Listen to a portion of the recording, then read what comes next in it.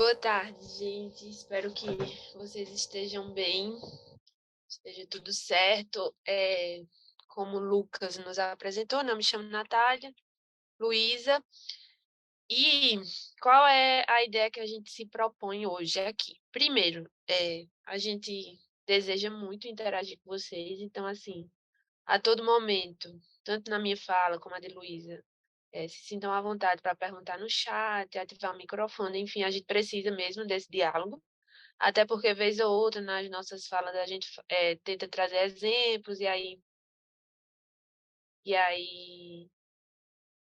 a gente traz exemplos, e aí a gente precisa interagir com vocês. Espero que seja uma oportunidade legal, interessante para nós. E fiquem à vontade mesmo para perguntar, para falar. É bem importante que vocês perguntem, tá? Luísa, se apresenta também? Oi, Natália, obrigada. Oi, gente, boa tarde a todas, todos e todes. Sejam muito bem-vindos, bem-vindas e bem-vindos para esse módulo, né?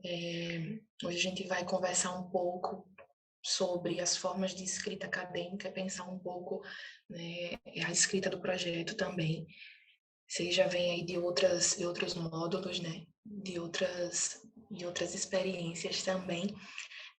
Então, a gente vai só dar continuidade aqui. A gente quer ouvir um pouco de vocês também, a partir, né, do que vocês já vêm discutindo nos outros módulos, né, como é que vocês estão pensando os trabalhos de vocês, os projetos de vocês, né, e o que de repente a gente conseguiu, né, construir nesse espaço hoje, para a gente poder discutir um pouco sobre as propostas de vocês também, né? Então, acho que é mais ou menos isso que a gente vai trabalhar aqui hoje. Eu aproveito para convidar vocês a ligarem as câmeras, né? Para a gente poder se conhecer visualmente. Quem a gente ainda não conhece, que eu já estou vendo que tem muita gente que eu já conheço, pessoas que eu tive a oportunidade de trocar, né, muitas conversas em outros momentos também. E seria um prazer revê-los e revê-las, né? E ver quem eu ainda não vi, quem eu ainda não conheço. Né? Então seria uma maravilha. Já estou vendo aqui, né, que vocês estão ligando as câmeras. Obrigada por nos acolherem, né, ligando as câmeras e aparecendo aqui para a gente também. E eu acho que é isso. Acho que a gente pode conversar aqui, né, e construir juntos, juntas, esse módulo de hoje. Obrigada, gente. Obrigada, Natália. Com a palavra, por favor. Partiu. Então, gente, é muito bom. Obrigada, Luísa, por ter lembrado de ligar as câmeras, né? Porque a gente não se sente tão robotizada. Então, como é um pré-pós, né? Um curso que envolve muitas pessoas, muitos professores, por mais que a gente tenha uma linha muito semelhante, né, de pensar a escrita acadêmica, processo seletivo, obviamente vão ter alguns elementos que as nossas falas podem se diferenciar. O que é que eu e Luísa a gente indica para vocês, né? Escolham o que vocês acreditam que convém. Escolha as sugestões e orientações que vocês acreditam que conversam com a ideia de vocês. Nada do que a gente traz aqui é verdade absoluta, não.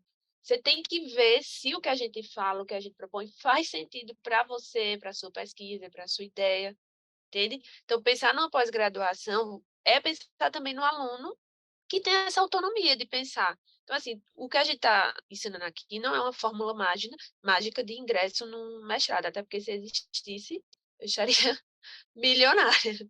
Então, assim, a ideia mesmo é coisas que a gente tem vivenciado nessa nossa trajetória de processo seletivo, a gente tem uma história aí de lutas, que a gente vê que faz sentido nos processos seletivos. Mas, por exemplo, na minha fala, nas minhas percepções, inevitavelmente eu me aproximo mais de processos seletivos na área de educação, de direitos humanos, de psicologia. Já a Luísa, o processo de história dela se aproxima mais com mestrados na área de direito, na área de direitos humanos. Então, assim, a gente indica para vocês que, tanto na nossa aula como nas demais, vão criando essa autonomia de ver o que faz sentido para a ideia de pesquisa de vocês, do projeto, do programa, enfim, tá? Então, é esse primeiro cenário que a gente queria pontuar. Vamos aqui discutir um pouco dicas básicas e essenciais para pensar num projeto de pós-graduação em Ciências Sociais e Humanas aplicadas, tendo em vista que são elementos cruciais. Por exemplo, introdução, justificativa, aporte teórico, metodologia e tal. Primeira coisa elementar que a gente indica: veja o edital. Leia um edital. Eu acredito que vai ter algum módulo que vai falar sobre essa questão de edital, de leitura de edital. E, por exemplo, aqui a gente vai falar de referencial teórico, mas pode ser que no seu edital tenha aporte teórico. É a mesma coisa? É. Talvez aqui eu vou falar de introdução e justificativa, mas pode ser que no seu edital seja uma coisa só. Então, assim, o que a gente falar de cada sessão, você vê onde cabe no edital. Mas a gente lhe garante que todos esses elementos que a gente vai dizer como pensar vai estar nesse edital, certo?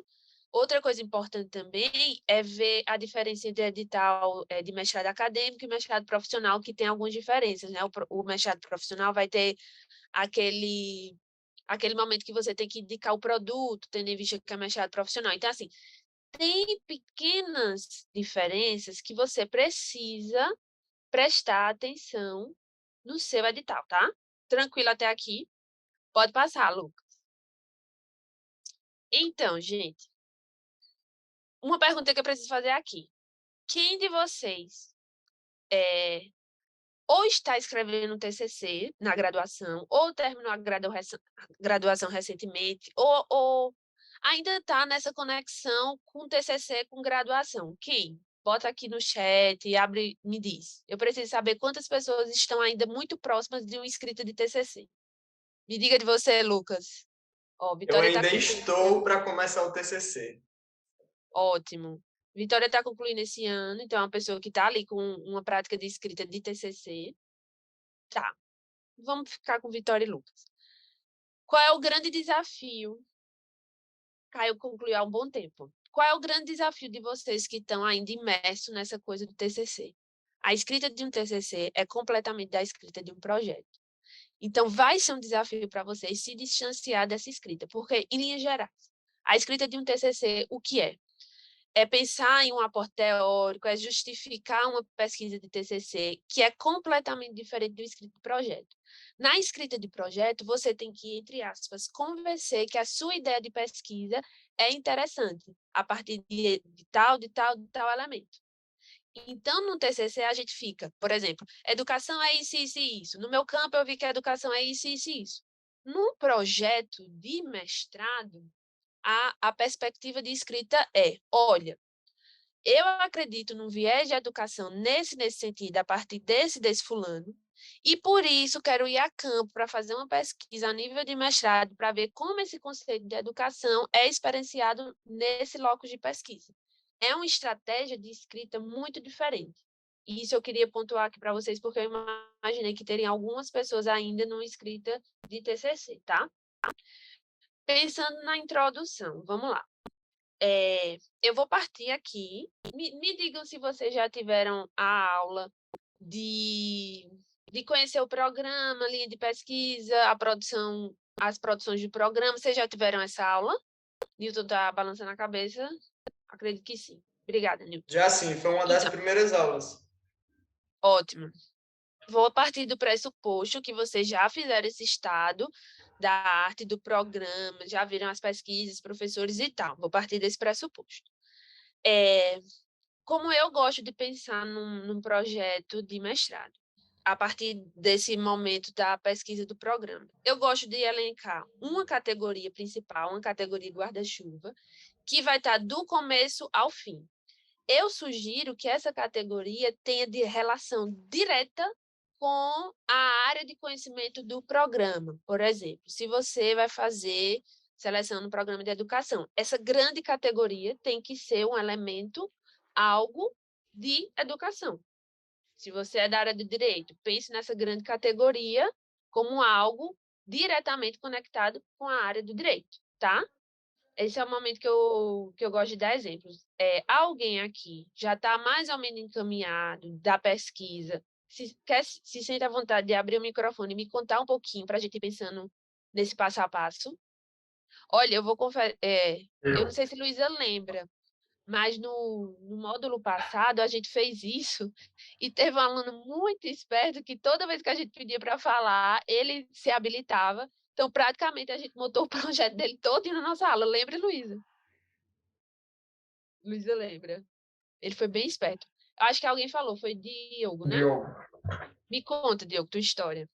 eu Nossa, já tenho um projeto pronto, só queria uma revisãozinha, então precisava para falar com a Luísa sobre isso, porque no ano passado eu ia tentar e acabei perdendo a inscrição no PPGDH da UFPR. E sim, aí eu estou com esse projeto pronto sobre cultura de paz, tá. mas Primeira aí eu pergunta. pretendo tentar outro tema também em outras universidades. Esse projeto você montou para a seleção do ano passado. Foi. E pretendo tentar nesse, no PPGDH de novo. Então, Só assim, que. supere esse projeto que você fez para o ano passado. Por Tem quê? que pode até pegar tipo a área, tipo, mas você tem que repensar, porque ano passado era outra coisa desse ano. Você tem que estudar o programa de novo, você tem que repensar esse assunto, essa temática. Não dá para pegar um projeto e sair botando ele em todo e qualquer edital, não. Eu acho bem interessante você repensar isso. Dá uma olhadinha, por exemplo, no edital passado, nos projetos que foram aprovados, vai que tem algum muito semelhante ao que você pensou. Então, assim, eu, Natália, não acredito em um projeto coringa, que dá para botar igual em várias seleções e vários editais, não. Dá uma repensada nisso, tá? Mas vamos lá. Vamos pegar PPGD, eu fiz mestrado em Direitos Humanos, sendo que no PPGDH da UFPB. Vamos pensar no seu projeto, né? O PPGDH. Qual seria essa grande categoria, o elemento que vai estar do começo ao final do seu projeto e o elemento que tem relação direta com a perspectiva do Programa de Direitos Humanos? Qual seria essa categoria? Direitos humanos. Direitos humanos é o grande guarda-chuva. Dentro dos direitos humanos, vinculado à linha de pesquisa, claro. Qual seria essa categoria que você queria pensar? Cultura de paz. Cultura de paz, perfeito. Então, primeiro detalhe. Cultura de paz, você fazendo o estadar do conhecimento do programa, você se aproximando da linha de pesquisa de um professor e tal. O que é que eu costumo dizer? Por exemplo, o que é isso aqui? É um celular, né? Tem gente que vai chamar celular, tem gente que vai chamar aparelho telefônico, tem gente que vai chamar de smartphone e tem gente que vai chamar de iPhone. Como o seu professor que você está mirando nomeia esse elemento? Como o seu professor costuma pensar a coisa da cultura de paz? É essa expressão? Se for essa expressão, continua nessa expressão. Entende o que eu quero dizer? Vocês entendem o que eu quero dizer aqui? Faz sentido. Pronto. Primeiro isso, né? Estabelecer essa categoria que a expressão em si se vincula ao programa e principalmente a esse docente que você está mirando. Lembra, isso que eu estou falando é uma perspectiva que eu estou desenvolvendo, não significa que é a verdade absoluta, enfim, você siga se fizer sentido para você. Estabeleceu essa grande categoria cultura de paz. O que você, Diogo, quer pensar sobre a categoria cultura de paz, que é o que eu, Natália, chamo de subcategoria? Qual é a ótica que você quer dar a essa cultura de paz? Qual é o viés que você quer dar de pesquisa para a categoria cultura de paz? Que é o que eu chamo de subcategoria. Já é o tema, não? Nesse caso. Cultura de paz é o tema, mas pensando numa pesquisa de mestrado, você tem que dizer o que você quer estudar, pesquisar, refletir sobre a questão da cultura de paz. Ou seja, pensar numa pesquisa a nível de mestrado é meio que, e é, a relação entre a categoria e a subcategoria. Entende? Mas alguém quer falar do seu projeto, do projeto, para a gente também tentar pensar em um outro exemplo, além do de Diogo? Mais alguém? Eu fiquei um pouco receoso com o que tu falou sobre a questão do projeto já estar pronto. Porque eu estou com um projeto pronto há mais ou menos 2 anos, na verdade, porque eu fiz 2 vezes a PPGD daqui da UFPE. Na primeira, eu não passei na entrevista.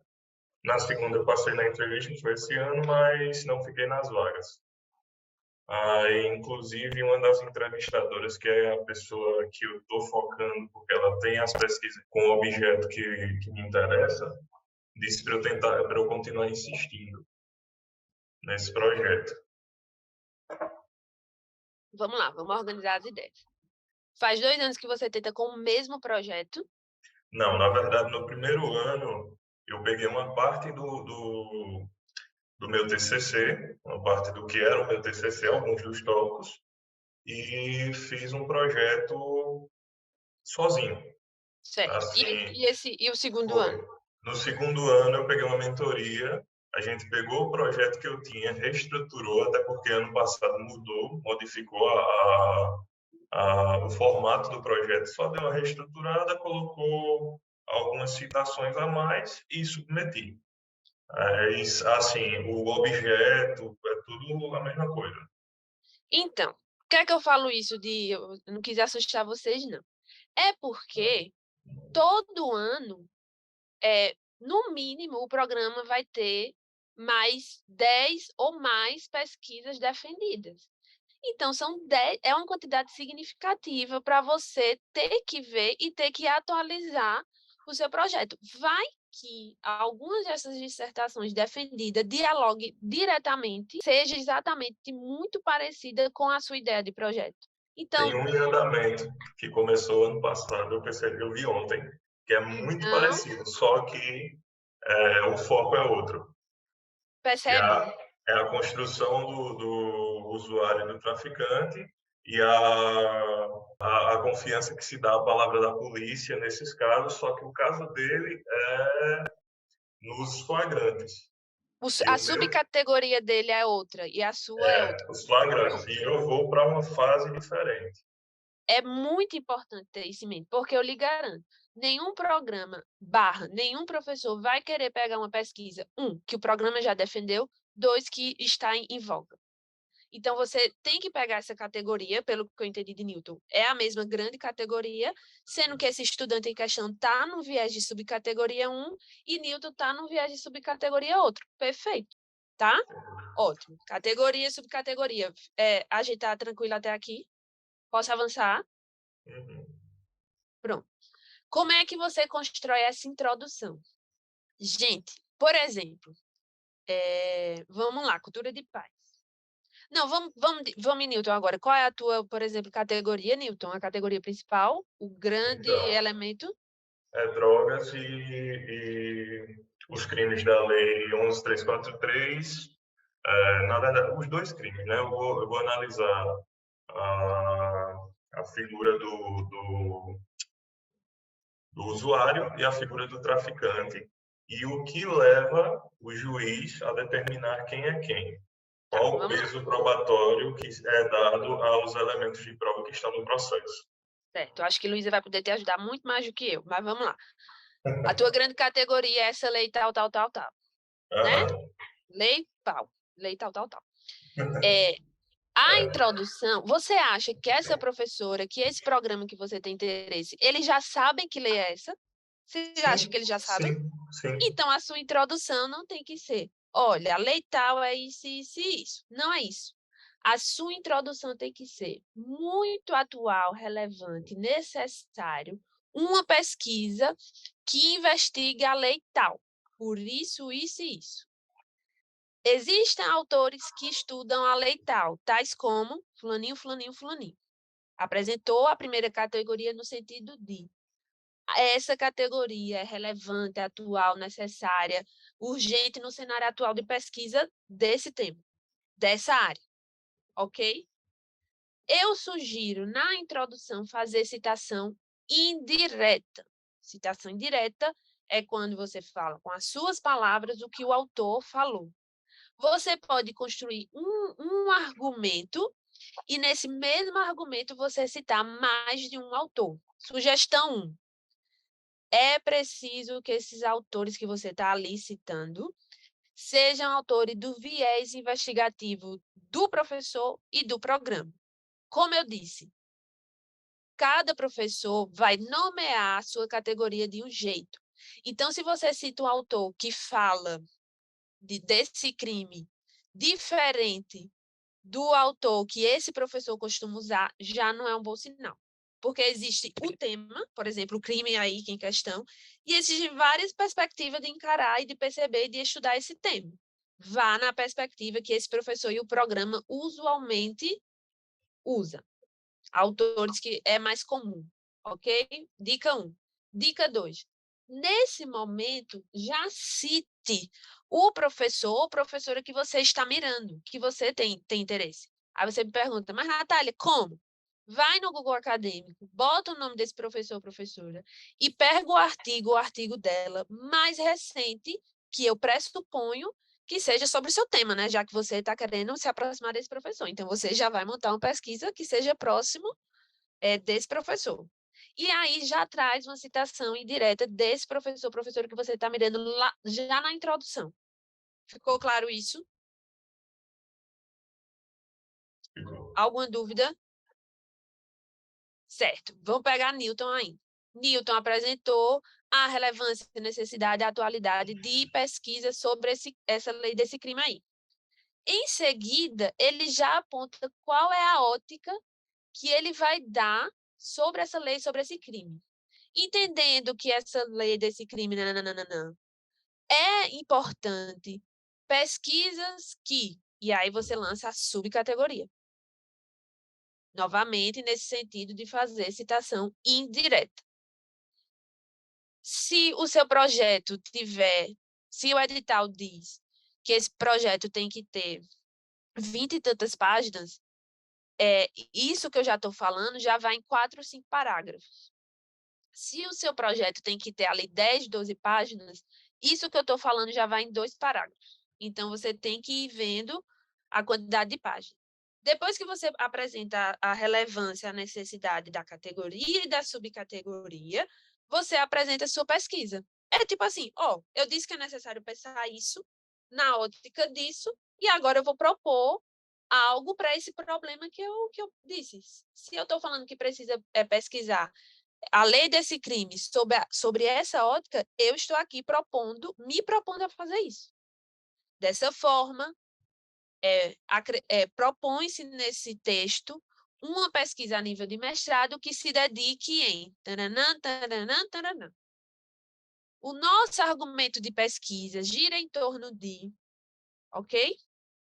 Em seguida, apresentar a questão-problema. E aqui vamos dar uma pausazinha rápida. Eu, Natália, sugiro que, após fazer o estudo do programa, do professor e tal, você organize questão-problema, objetivo geral e objetivo específico. A questão-problema tem que girar em torno de uma pergunta objetiva. E essa pergunta objetiva tem que envolver a categoria e a subcategoria. Ou seja, na pergunta que deve ser objetiva, a categoria e a subcategoria tem que ser anunciada. Então, a pergunta tem que anunciar a sua categoria e a sua subcategoria de forma objetiva.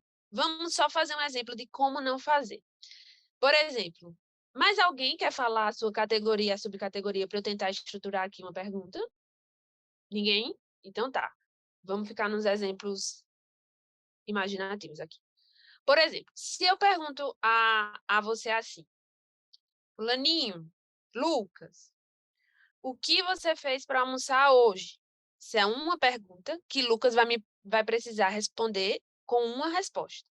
Mas se eu pergunto, Lucas, o que você fez para almoçar hoje e com quem você almoçou? São 2 perguntas contidas em uma. A sua pergunta, a sua questão-problema tem que girar em torno de um sentido. Vamos pegar o exemplo de Diogo aí.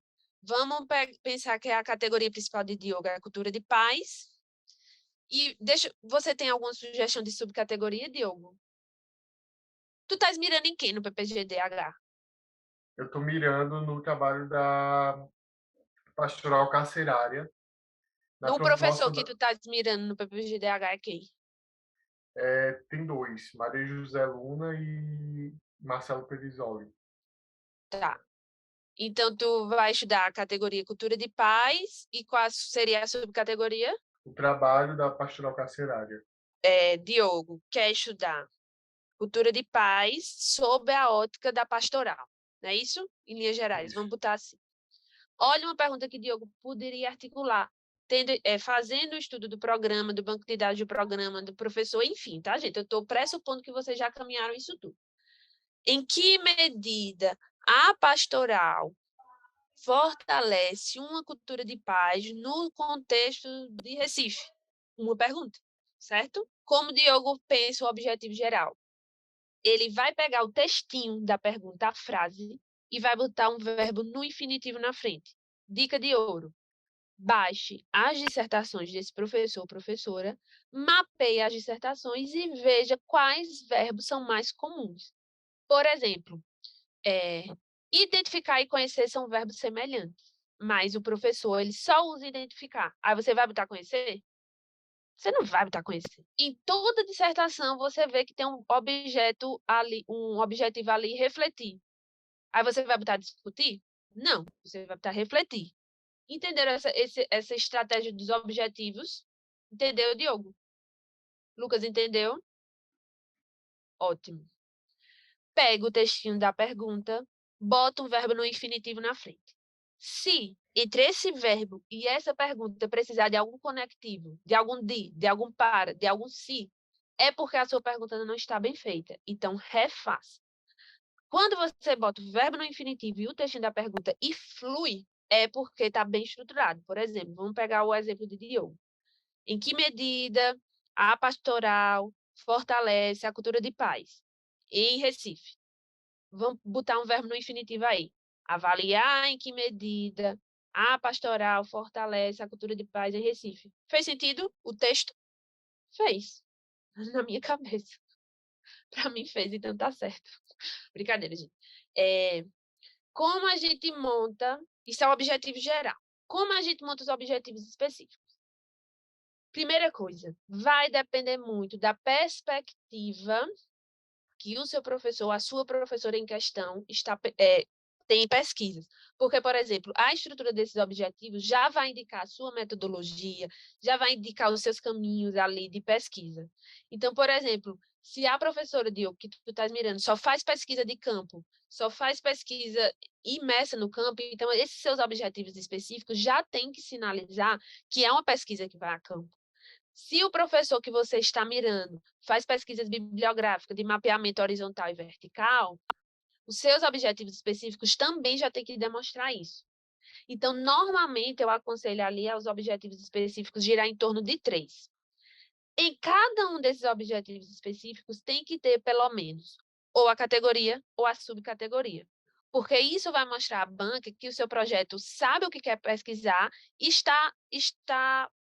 tem base, não foge do tema. Porque, por exemplo, Diogo vai estudar cultura de paz na pastoral.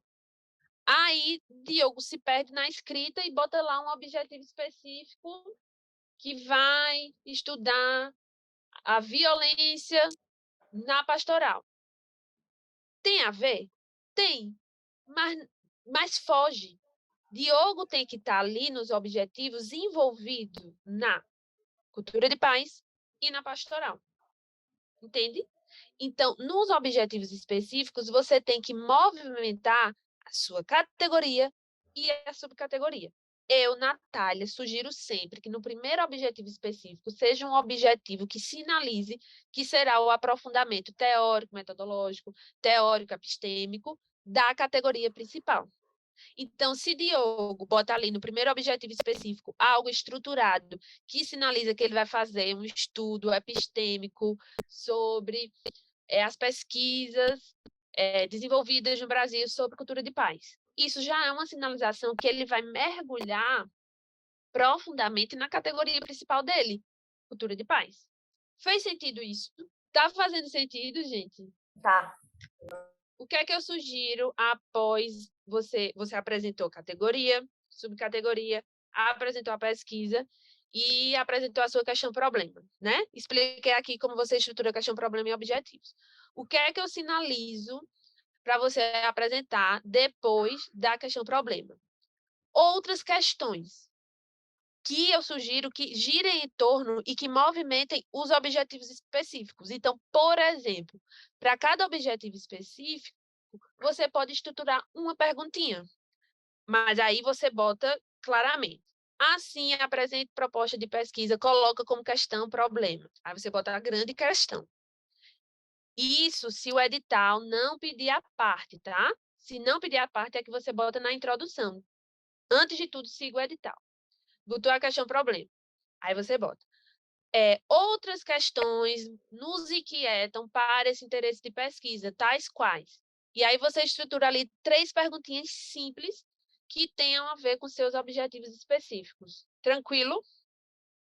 Fecha a introdução. Na introdução, você não vai conceituar. Na introdução, você não vai dizer que vai fazer entrevista, pesquisa de campo. Não. Você vai apresentar a relevância do seu tema e como você pretende responder, assistir esse tema que você disse que é relevante pesquisar. É tipo assim, eu estou dizendo que é muito importante pesquisar sobre isso, isso e isso. E eu estou me propondo a fazer isso. É basicamente isso que você vai fazer na introdução. Tranquilo? Na justificativa, estou já finalizando. Qual vai ser o grande pulo do gato aqui na justificativa? 2 coisas. 3. 1, você vai mostrar o estado da arte que você fez do programa. 2, você vai falar da sua ligação com a linha de pesquisa que você está se propondo. Vamos lá, dicas práticas. Eu imagino que vocês fizeram o levantamento das pesquisas do programa, certo? O que é que você vai fazer aqui? Você vai dizer assim, realizando a pesquisa da produção do conhecimento do referido programa, percebeu-se que o programa tem pesquisa sobre isso, aí você fala de uma pesquisa, o programa tem pesquisa sobre isso, aí você finaliza as pesquisas que têm a ver com a pesquisa que você quer. Por exemplo, vamos pegar a Diogo aí. O programa tem pesquisa que estudou a cultura de paz no ensino fundamental de Recife. O programa também tem uma pesquisa sobre formação de educadores na pastoral. E aí sinalizam as 3 pesquisas que têm a ver com o seu tema. Fim do parágrafo. No parágrafo seguinte.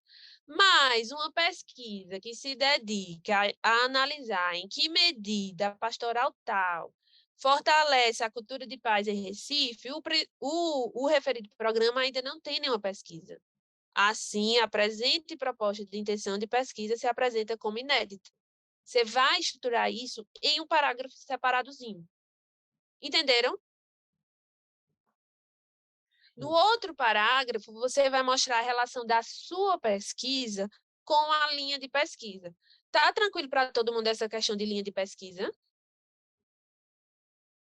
Gente, isso é muito importante. O primeiro mestrado que foi a situação de Newton, eu fui aprovada, mas eu não fui classificada, eu não fui porque eu fiz o projeto todo de uma linha de pesquisa e botei para outra. Então, eu me lasquei nessa coisa de não entender minha linha de pesquisa, isso é bem importante. Como é que você vai mostrar a sua conexão da sua pesquisa com a linha de pesquisa? Eu adoro essa dica, que Fernando que me deu, inclusive.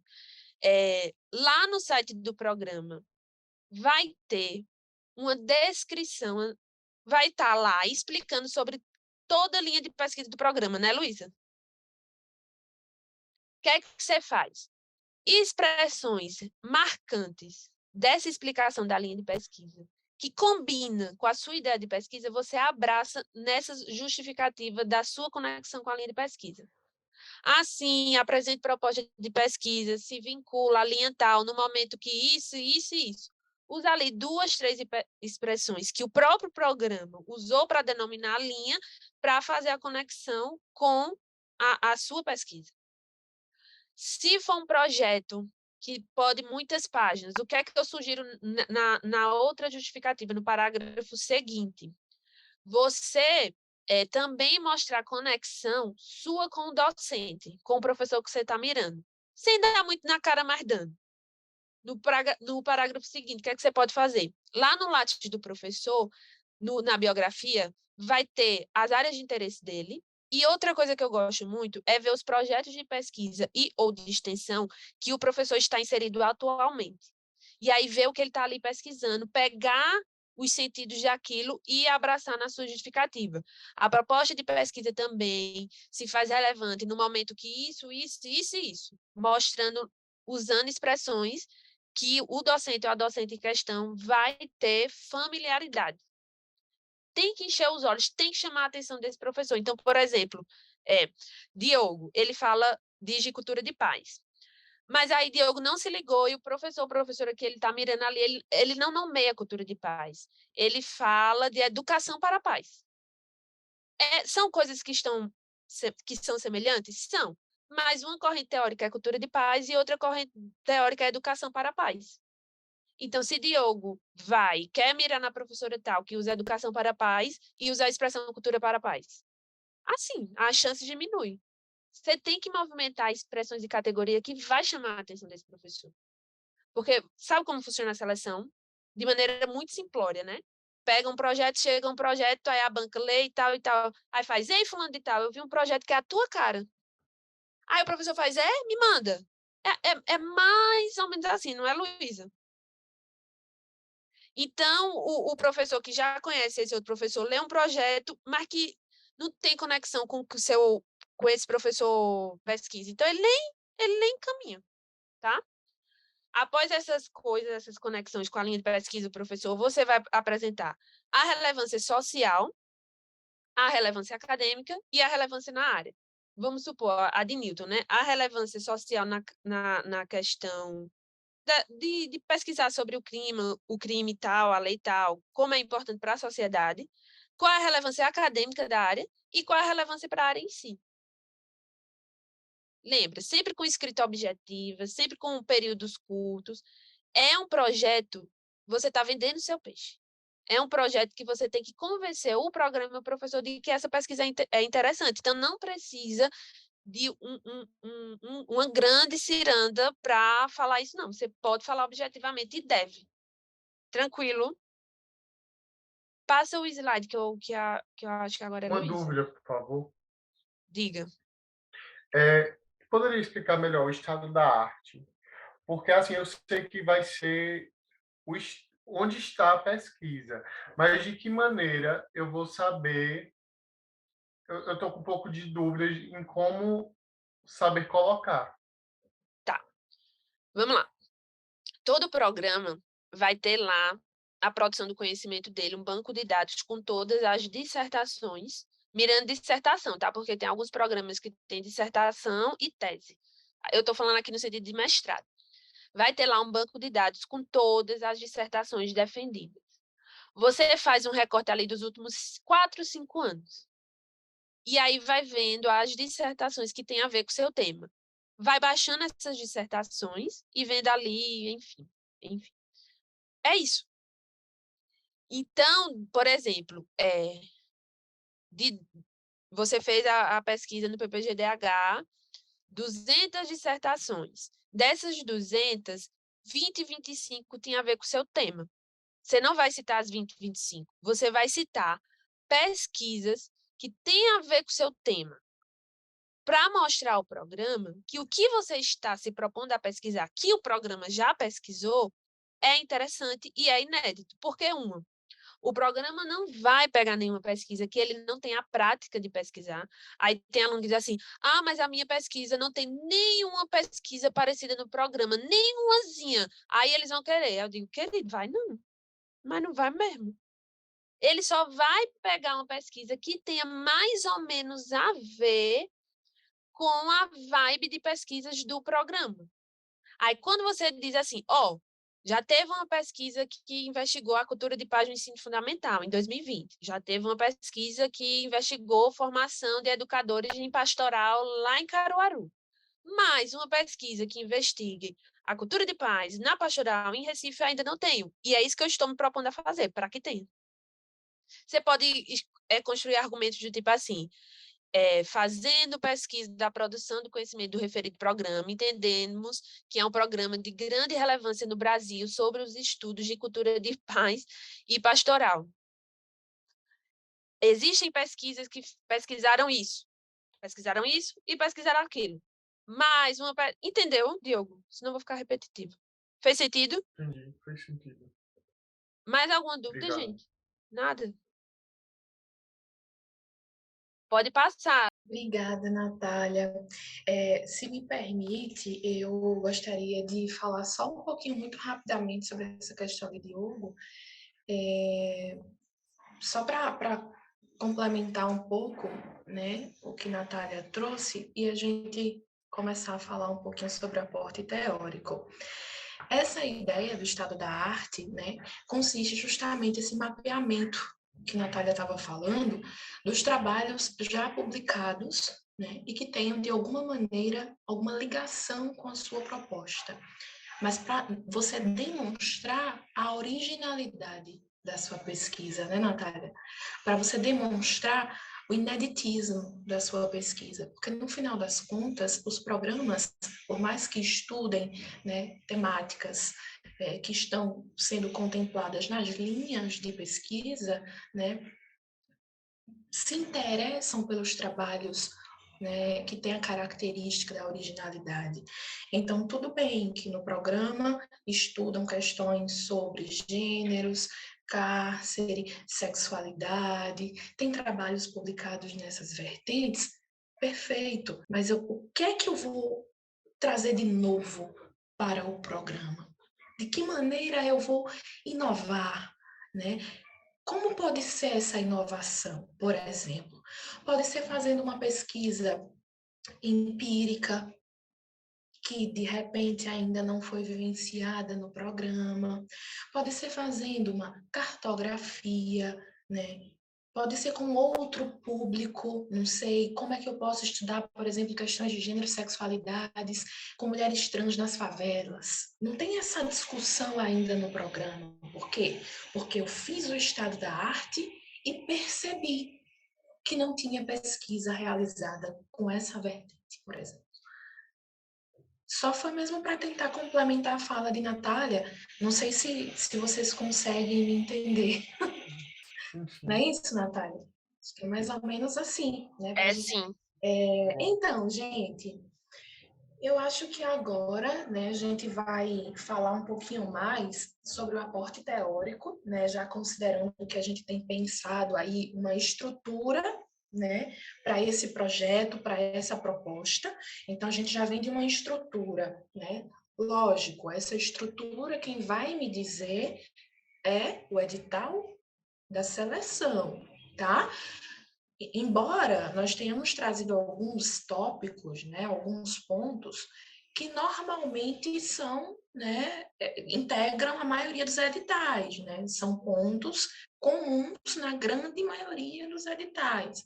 Mas sim, pode variar. A estrutura, né, pode variar de programa para programa, de seleção para seleção.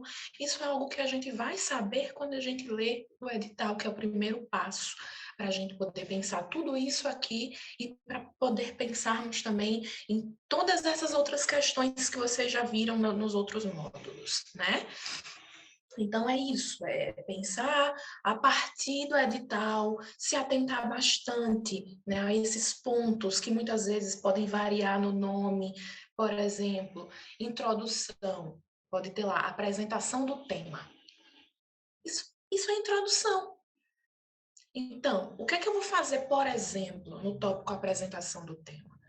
Eu vou fazer, né, o que Natália sinalizou aqui para a gente na introdução. Então, o primeiro passo, né, é perceber no edital quais são esses pontos, quais são esses tópicos, né, para que eu possa montar, construir, né, o meu projeto, a minha proposta. Depois de ter estudado as linhas de pesquisa, e quando eu falo estudar, eu falo em analisar, certo, gente? Né? Depois de ter analisado as linhas de pesquisa, percebido o que é que se discute nessas linhas, depois de ter visto quem são os professores dessas linhas, o que esses professores e professoras estudam, porque eu também preciso olhar o Lattes, né, desses professores e dessas professoras. E a partir disso que eu vou construir o meu projeto, a minha proposta, né?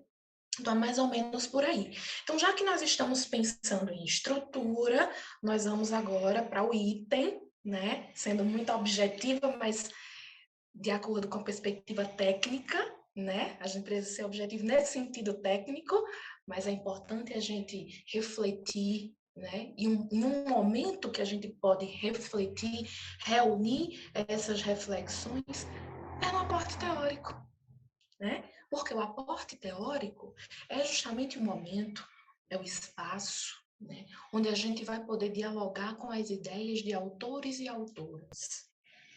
A gente vai trazer as nossas reflexões e nós vamos, enquanto pesquisadores e pesquisadoras iniciantes, né, consolidar as nossas reflexões a partir de ideias trazidas por alguém, autores e autoras que nós nos espelhamos, nos baseamos para construir as respectivas propostas, né? Não sei, por exemplo, a Judith Butler, Michel Foucault, né? O Mambembe, o Fanon, a Angela Davis, né? A Bell Hooks, percebe? Mas também, né? Pensar que a partir dessas lentes teóricas eu também preciso valorizar, né, até para ganhar o coração dos professores e das professoras do programa, esses respectivos professores e professoras, porque são pessoas que publicam. Então, se eu vou, né, propor uma pesquisa para a pessoa Y, presumivelmente eu também li materiais desta pessoa, né? Então é importante trazer publicações dessas professoras e desses professores que dialoguem com esses autores e autoras, né? E com as minhas reflexões. E assim eu vou construindo o aporte teórico. O aporte teórico, gente, precisa de fluidez, tá? Para que ele flua, para que a nossa escrita flua, para que a nossa escrita, né, não seja algo fadado, algo, né, cansado, e de difíceis compreensões, né, a gente precisa fazer uma boa escolha da temática, para a gente poder, de fato, escrever com amor, né? Para a gente escrever com vontade, com estímulo, né? Então, é isso. É pensar que no aporte teórico, né, nós precisamos desse cuidado com as palavras, né, desse cuidado com a estrutura enquanto estética. Costumo eu pensar que a estética é tão importante quanto o conteúdo, né, uma super dica também.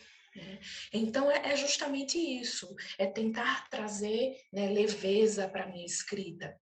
Quem aqui é do âmbito do direito, né, por exemplo, e advoga, por exemplo, né, tem esse contato mais próximo do judiciário, né, de repente consegue perceber o que eu estou falando.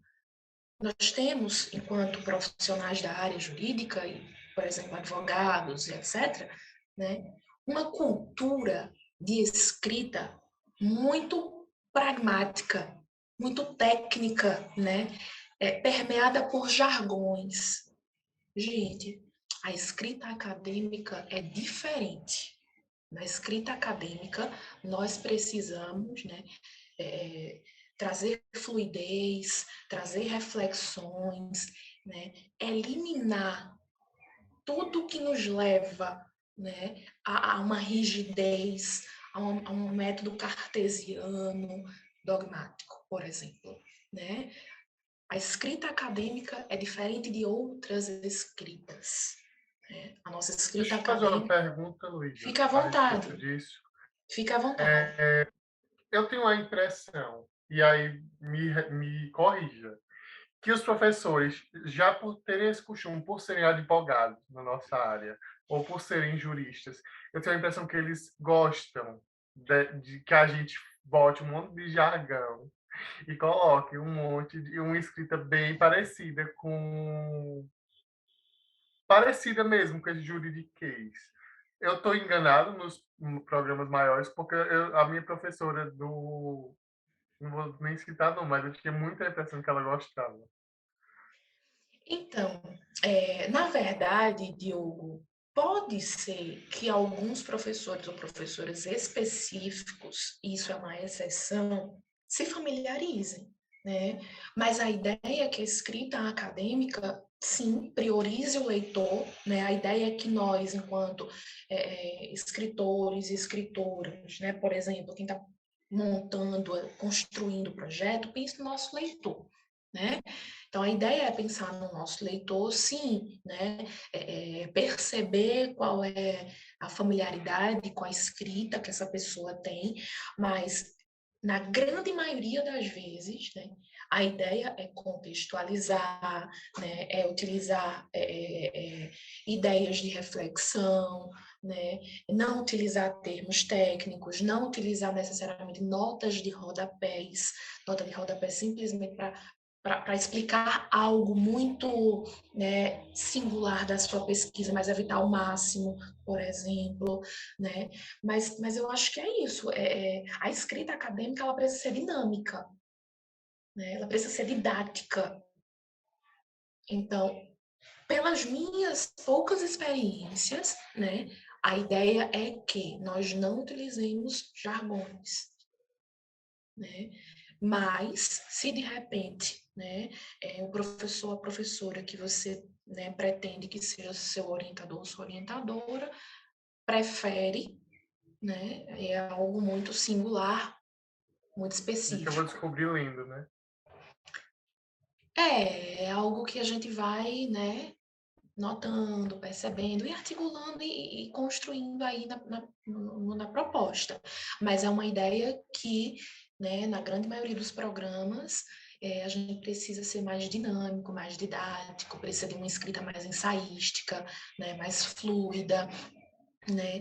Mas sim, existem alguns programas, por exemplo, né? Um exemplo, assim, o programa da UFPE, de Direito da UFPE, né, em Recife. Tem pesquisas desenvolvidas sobre processo, sobre direito do trabalho, né? Então, assim, é um programa bastante dogmático que, de repente, pode ser mais interessante para eles e elas, né? Uma proposta nesse sentido. Mas, por exemplo, o programa de educação em Caruaru já tem um outro olhar, um outro sentido, percebe? Né? Então, é mais ou menos isso. Mas a ideia é que vocês, né, e que nós possamos desconstruir esse método cartesiano. Né? A ideia é que nós possamos, de fato, construir uma proposta que contemple diversas áreas, né? Que seja interdisciplinar, né? Que a gente consiga pensar que não apenas pessoas da área jurídica vão ler o trabalho, né? Que pessoas da área de ciências humanas sociais aplicadas como um todo possam ter acesso, e pessoas que não são da área acadêmica também. Essa é uma preocupação para a gente, né? Essa é uma Se eu te preocupação. disser que uma vez uma professora minha chegou, leu um artigo meu e disse assim, ninguém vai entender nada, maravilhoso. Socorro. Só a gente vai entender. Eu acho que a gente precisa desconstruir isso, né? É uma preocupação. Assim, a gente está excluindo as pessoas do acesso à educação. É o que eu penso, né? E a gente, né, precisa exercitar essa inclusão, né? Eu É tenho uma isso. questão. Oi, querido, fique à vontade. Eu percebo um pouco esse engessamento da academia quanto à escrita, o que gera também um distanciamento, assim, um pouco da ciência para o senso comum, a partir desse discurso muito engessado, mas até que ponto, para um projeto, para você lançar uma pesquisa, tentar entrar para o mestrado, é necessário que você saia dessa caixa, saia dessa bolha. Porque quem vai avaliar o projeto, geralmente, são as pessoas que tornam essa linguagem muito técnica da academia, assim, pouco acessível e tal. Então, até que ponto a gente pode equilibrar isso? Perfeito. A gente pode fazer isso, Caio, pensando, por exemplo, em algumas palavras, né, a serem utilizadas em palavras estratégicas para a gente dar fluidez ao texto. Palavras que podem estar, inclusive, enquanto conectores, inícios de parágrafos, né, para que haja essa harmonia textual, para que o seu texto não fique fragmentado, porque o nosso texto precisa estar em harmonia, entende? Então, a ideia é que nós possamos, de fato, equilibrar isso, né? E, assim, com certeza quebrar esse engessamento.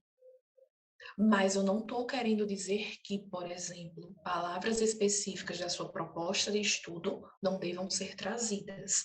Tem palavras que só a sua proposta, né, por exemplo, vai contemplar. Se eu estou, por exemplo, falando sobre drogas, eu vou falar de repente sobre conservadorismo, sobre o tradicionalismo, né, não sei, mas sobre guerra às drogas.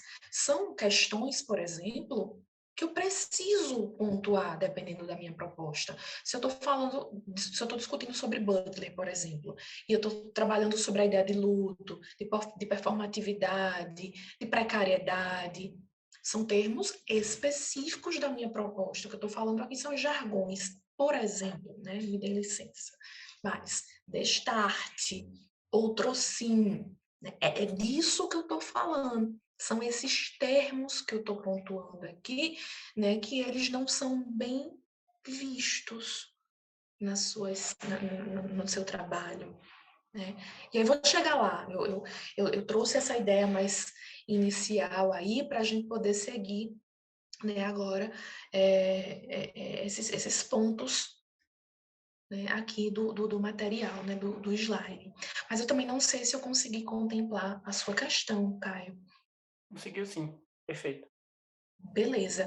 Então vamos lá, né? A ideia é que o aporte teórico reúna todas essas perspectivas, que nós não, né, não nos prendamos a trazer conceitos necessariamente, como eu falei, a ideia da fluidez ao nosso texto, a ideia é que, por exemplo, os primeiros parágrafos, né, dos tópicos sirvam justamente para apresentar o tópico que eu estou ali discutindo, que eu estou ali, né, pontuando. Então, que os primeiros parágrafos, né, e eu gosto disso porque isso demonstra o cuidado que a gente tem com o nosso trabalho, o cuidado que a gente tem com a nossa proposta, o cuidado que a gente tem com, com a construção do nosso trabalho. Isso faz com que a gente, enquanto leitor, leitora, embora seja avaliador ou avaliadora, perceba que você foi cauteloso, cautelosa, que você de fato construiu esse trabalho, percebe? Então que os primeiros parágrafos, eles não tragam citações e que eles sirvam para apresentar o tópico, assim como os últimos parágrafos de cada tópico sirvam também para linkar o que eu discuti no presente tópico com o que eu vou discutir no próximo, porque tudo isso está harmonicamente e deve estar harmonicamente ligado. Então, dica: não utilizar citação em primeiros e últimos parágrafos de cada tópico. E esse tópico que eu estou falando é justamente o desenvolvimento de cada um dos objetivos específicos que vocês elaboraram e apresentaram na introdução do trabalho, por exemplo, ou num tópico específico para objetivos geral e específicos. Então, o seu aporte teórico vai ser construído a partir da construção dos objetivos específicos.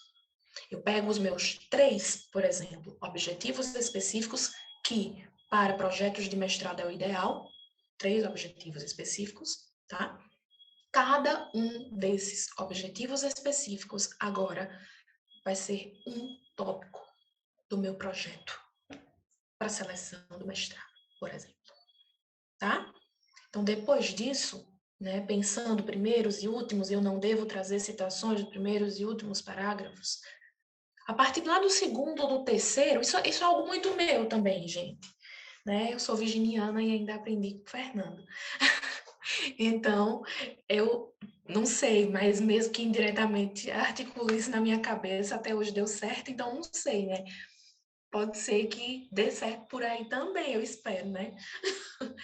Mas eu gosto de trazer, por exemplo, citações a partir do segundo parágrafo do meu aporte teórico, né? Do segundo em diante e até o penúltimo ou antepenúltimo, para que eu, né, de fato, consiga consolidar as minhas compreensões ali. E também apresentar o que eu quero discutir ali, né? Porque pensem comigo, gente, faz sentido eu trazer uma citação no último parágrafo? Não faz sentido. Por que não faz sentido? Porque a citação, ela deve servir para dialogar com as minhas questões, com as minhas ideias, com as minhas reflexões. Então, se eu trago uma citação no último parágrafo, o meu leitor vai entender que eu tenho mais algo a falar ali. Embora eu tenha, mas, por exemplo, o espaço não me permite, eu preciso consolidar as minhas compreensões ali, né? E construir uma outra linha de raciocínio, por mais harmônica que esteja com a anterior, no outro tópico. Né? Então, é isso, né, fazer essa ponderação, e em meio a isso também, né, manter a estética desse aporte teórico é muito importante. O que é que eu estou falando? Eu estou falando da construção dos parágrafos. E eu estou falando, de fato, na quantidade de linhas, por exemplo, desses respectivos parágrafos. O que é que eu gosto? Trazer parágrafos curtos. E eles dão fluidez à minha ideia. E mesmo assim me permitem construir questões a partir das reflexões de autores e autoras. Então, gente, parágrafos curtos. Mas sempre mantendo esse padrão e essa estética. Não faz sentido eu trazer um parágrafo de 2 linhas e um de 8 linhas depois.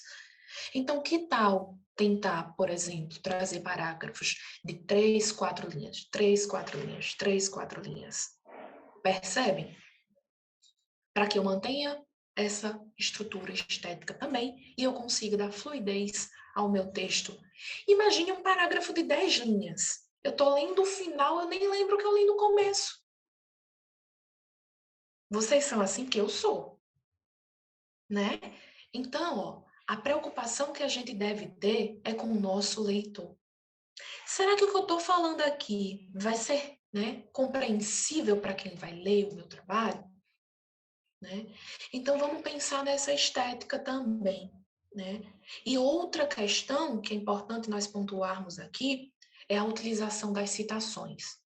Sabemos que podemos utilizar citações diretas ou indiretas. Diretas curtas e longas. Então, é importante nós mantermos esse equilíbrio na utilização das citações também. Manter, né, um certo distanciamento entre a utilização dessas citações, sem sombra de dúvidas, porque senão eu vou estar enchendo linguiça se eu utilizar um monte de citação ali. Cadê eu, autor ou autora do projeto? Né? Onde é que eu estou aparecendo se eu estou trazendo um monte de citação? O que é que eu estou construindo? Né? Então, vai que o meu avaliador, avaliadora, leitor, leitora, pensa que eu estou enchendo linguiça. Né? Então, vamos ponderar a utilização das citações e utilizar o mínimo possível de citações diretas longas, que são, lembrem-se, aquelas citações localizadas à margem 4 centímetros da nossa página, né, que ultrapassam 3 linhas, por exemplo. É bom a gente ter esse cuidado também. Né? Então, se eu utilizei uma citação direta, curta ali, eu vou refletir um pouquinho, vou dialogar um pouquinho ali comigo mesma, né, e pensar na próxima citação. Então, depois eu trago uma citação indireta, né, ou um intervalo maior, né, uma citação direta longa, porque eu nem posso passar muito tempo, escrever muita coisa sem utilizar uma citação, mas eu também não posso utilizar muitas citações. Então, isso é algo que você precisa perceber no seu texto. né? Se eu utilizo uma citação agora, eu posso escrever um pouquinho ali, um parágrafo ou dois, utilizar uma citação indireta. Escrevo mais um parágrafo, trago uma citação direta curta. Escrevo mais um pouquinho, posso trazer uma citação direta longa ali, nada impede, né? O nosso texto vai ficar limpo, vai ficar fluido, vai ficar interessante e vai ficar esteticamente apresentável. Tem coisa pior do que você pegar um trabalho cheio de citação, cheio de recortes de ideias alheias, sem sentido para a gente. Então, gente, o que é que eu gosto de me perguntar? Qual é o texto que eu gosto de ler? E eu estou falando em gostar no sentido de compreender. Porque eu só gosto do texto quando eu entendo, né? Eu posso até me agradar das ideias, das reflexões, mas quando eu entendo não é muito melhor, né? Então é isso, é mais uma preocupação, né? Trazer esse equilíbrio na utilização de citações, pensar na estrutura desses parágrafos, né? Contemplar autores e autoras, né, do programa, né? Perceber quais são os trabalhos que estão sendo orientados, qual o aporte teórico que essas pessoas estão utilizando, né? Natália, quer trazer alguma ideia? Quero, Luísa, que dialoga muito com isso que você fala. Você, pegando isso que Luísa falou, também é importante você não só ficar conceituando, porque, como eu disse, o programa, a professora em questão já entende sobre o conceito que você quer falar. A estratégia de escrita é dizer, a minha pesquisa vai estudar sobre isso, a partir de tal viés conceitual, a partir de fulaninha de tal, e a partir desse elemento eu quero ver como isso dialoga na minha intenção de pesquisa. Vamos um exemplo que eu gostei do que Luísa falou de Butler. Por exemplo, você vai fazer uma pesquisa sobre gênero. Em minha intenção de pesquisa, gênero tem uma perspectiva de performatividade, no momento que isso. Butler fala que a performatividade, aí traz uma citação direta, indireta e direta. Em nossas intenções de pesquisa, queremos ver como a questão da performatividade está presente na taranã, falando da sua pesquisa. É a todo momento trabalhar esse aporte teórico direcionado para a sua pesquisa. E eu acho que uma coisa muito, muito, muito importante que Luísa falou, que eu queria reforçar, que eu também concordo, é a questão da estética do texto. Eu diria, concordo demais com Luísa. Estética, muitas vezes, está tão importante quanto o conteúdo. Então, tome muito cuidado com a estética e essas dicas de Luísa, assim, era só isso. Obrigada, Natália. Aproveitando a oportunidade, né, que a Natália trouxe aqui as suas questões, eu queria saber se vocês tinham alguma questão também a pontuar e compartilhar com a gente aqui. Vocês querem trazer alguma ideia? Tá indo tudo bem? Vocês conseguem acompanhar? Ô, Luísa, dá para me ouvir agora? Te ouço, sim. Eu me perdi um pouco na hora que tu estava falando sobre esse não conceituar. Como assim não conceituar? Não é para a gente trazer conceitos chaves nos nossos projetos? Tá. Quer falar, Natália? Tu começa, eu termino, tu termina e eu começo? Pode começar. Que aí depois eu já pego e avanço. Não conceituar é no sentido de... Deixa eu ver como eu te explico, tá? Vamos pegar... Tá, vamos lá. Qual é a tua temática que tu estás pensando em montar o projeto, Rebeca? Diz aí a grande categoria da tua pesquisa. Na área de História do Direito. Tá, História do Direito. História do Direito. Já dá para a gente pensar. Você está mirando em professora fulaninha de tal. Você acha que professora fulaninha de tal já sabe o que é, já conhece os principais aportes teóricos de História do Direito? Você acha? Acho que eu estou entendendo o que tu está tentando falar. Trazer conceitos desnecessários. Não é conceito desnecessário. E eu entendo por que tu estás fazendo essa pergunta, porque tu fez o TCC recentemente. No TCC, você tem obrigatoriamente que conceituar a todo momento. No projeto, você não tem que ficar se dedicando a dizer o que é História do Direito. Você tem que dizer qual perspectiva de história do direito você vai utilizar e como isso será vivenciado na sua pesquisa. Aí, óbvio que passa por conceituação, mas não é se dedicar a ficar dizendo o que é, mas é dizer qual perspectiva do conceito de direito você vai utilizar na sua pesquisa e por quê. Assim, a nossa intenção de pesquisa se encaminha por uma lente teórica que percebe a história do direito na perspectiva disso. Fulaninho de tal nos ajuda a movimentar a categoria da história do direito no momento que diz isso, isso e isso. Assim, em nossas intenções de pesquisa, buscaremos investigar ali, como a categoria história do direito é refletida nesse locus. Fui clara? Luísa, ajuda nós. Acho que eu entendi. Não é ficar dizendo o que é, mas é ficar dizendo como você vai utilizar o conceito da categoria tal. Eu acho que é mais ou menos, né, a gente pensar que, eu estou trazendo uma reflexão sobre performatividade da banca. Eu não preciso insistir constantemente em conceituar performatividade, mas eu posso, a partir das minhas reflexões, mencionar a ideia da performatividade sem que eu tenha que sempre conceituar.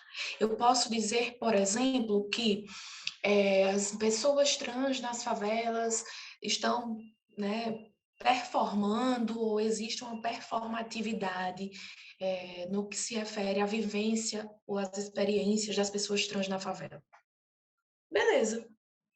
Mas eu não preciso sempre, por exemplo, dizer performatividade é X, Y, Z, até porque, gente, a ideia é refletir, é construir questões, reflexões, ideias com base em outras ideias, mas são suas impressões, entende? Você vai construir as suas reflexões a partir de ideias outras. Então, você, não estou dizendo que você vai criar uma teoria, né? A gente também não vai criar uma teoria, mas você pode dar novas roupagens a essas ideias também, né? Eu posso falar de, por exemplo, conservadorismo nas drogas, sem necessariamente pensar conservadorismo na perspectiva geral, porque conservadorismo pode ter uma ideia, né, diferente para várias óticas. Mas sobre as drogas, sobre a ideia de instituição familiar, enfim, pode ter vários desdobramentos. E eu não preciso toda hora dizer o que é conservadorismo. Mas eu posso impulsionar as minhas reflexões a partir desse conector, dessa reflexão, dessa ideia que eu estou levantando na minha proposta. Não sei. E aí, o que é que vocês acham? Tudo bem? Conseguem perceber isso? Percebe isso, Rebeca? Sim. Obrigada. Pensando em estratégia de escrita, o que é que você pode fazer? Pega lá, pensando nisso que a Luísa falou, de tipo, no aporte teórico, você ia ali meio que dividir pelos objetivos específicos. Você pode, um momento ou outro, pegar a escrita, a frase do seu objetivo e dizer assim, por exemplo, vamos pegar a performatividade. Para pensar e movimentar a categoria da performatividade, nos embasamos em Butler, Loro e Scott. Para que possamos, aí você traz a ideia do seu objetivo específico, para que possamos investigar como as travestis da favela do Rio de Janeiro se performam em tal. Você pode construir essas estratégias de pegar o textinho do seu objetivo específico e ir articulando ele no decorrer do seu aporte teórico para mostrar à sua banca e ao professor em questão que você sabe o que você quer falar e a todo momento você vai estar reforçando a ideia e a intenção da sua pesquisa. E aí, tudo bem? Então é isso, né, gente? No aporte teórico é justamente o momento que a gente vai poder, né? E óbvio, Em alguns programas, a gente tem a oportunidade de fazer isso de forma, né, mais extensa. Outros programas, por exemplo, nos limitam um pouco mais, né? Então, é algo que vai ser ponderado de acordo com o que a gente de fato tem, né? Então, essa é uma preocupação da gente também.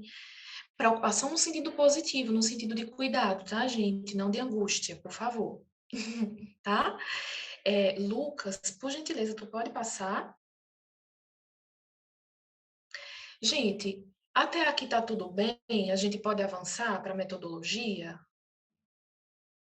Ótimo. Então, gente, quando eu penso a metodologia, né, que inclusive a metodologia precisa ser desenhada antes mesmo da nossa escrita, né? Eu estou falando no item metodologia, mas quando eu chego ao item metodologia, eu já tenho estruturado o trajeto metodológico da minha pesquisa, tá? No momento em que eu elaboro objetivos e problemática, eu também monto a estrutura metodológica do meu trabalho, da minha pesquisa. Metodologia não é algo que eu vou, né, construir como eu estou, por exemplo, construindo meu aporte teórico, né? A metodologia é justamente estruturada antes do início da construção, da escrita do trabalho, tá? E quando eu falo em metodologia, eu estou falando em trajeto metodológico, eu estou falando em técnicas metodológicas, eu estou falando, por exemplo, né, em normas técnicas, em ABNT, né? Então, eu preciso tomar esse cuidado também, né? Eu preciso perceber qual é o trajeto metodológico, quais são as técnicas metodológicas que eu vou utilizar. E, gente, como é que eu costumo, por exemplo, estruturar o meu trajeto metodológico, né? Eu sim penso qual é a minha proposta, né? Quais são os meus caminhos, eu percebo qual é o método que eu vou utilizar, qual é o tipo de abordagem que eu vou utilizar, quais são essas técnicas, né? E aí, o que é que eu faço? Eu estruturo, por exemplo, num papelzinho essas técnicas, esses trajetos, porque se eu estou falando em trajeto, estou falando em caminho, então são passos, né? São passos dados, certo?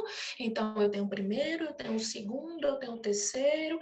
Isso me faz perceber de forma mais fluida também, né? Na minha cabeça, como é que eu vou desenvolver essa pesquisa, né? Como é que eu vou estruturar esse projeto primordialmente? Então, vamos lá. Eu preciso primeiro pensar o método, né?